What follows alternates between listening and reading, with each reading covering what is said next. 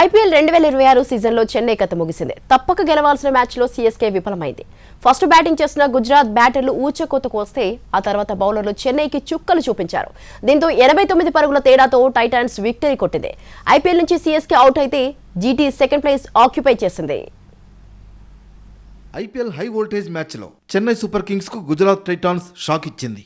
Play offs రేసులో చావో రేవో లాంటి మ్యాచ్లో చెన్నైపై 89 పరుగుల తేడాతో గుజరాత్ గ్రాండ్ విక్టరీ కొట్టింది.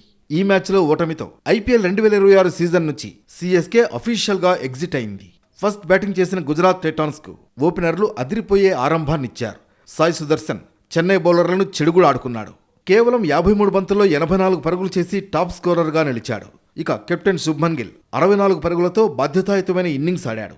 వన్ డౌన్ లో వచ్చిన జోస్ బట్లర్ సిక్సర్ల మోతం మోగించాడు. 27 బంతుల్లో 5 ఫోర్లు 4 సిక్స్లతో 57 నాటౌట్ గా నిలిచాడు. టైటాన్స్ ఇన్నింగ్స్ లో ముగ్గురు బ్యాటర్లు హాఫ్ సెంచరీలతో చెలరేగారు. మొత్తంగా 20 ఓవర్లలో 4 వికెట్లు కోల్పోయి 229 పరుగుల భారీ స్కోర్ బోర్డును సెట్ చేసింది. భారీ టార్గెట్ ఛేజింగ్ లో చెన్నై సూపర్ కింగ్స్ పూర్తిగా చేతులెత్తేసింది.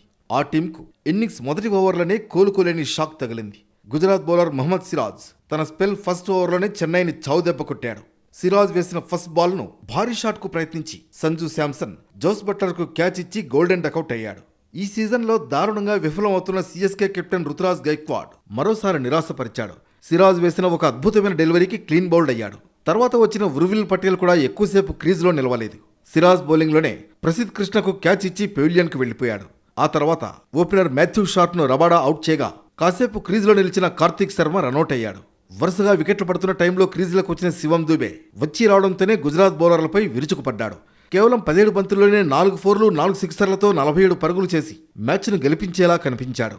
కానీ రషీద్ ఖాన్ బౌలింగ్లో శుభ్మన్ గిల్ అద్భుతమైన క్యాచ్ పట్టడంతో హాఫ్ సెంచరీ మిస్ చేసుకున్నాడు. 14వ ఓవర్ వేసిన రబాడా వరుసగా 2 వికెట్లు తీయడంతో చెన్నై కథ ముగిసింది. సీఎస్కే 140 పరుగులకే ఆలౌట్ అవడంతో గుజరాత్ 89 పరుగుల తేడాతో భారీ విజయాన్ని అందుకుంది.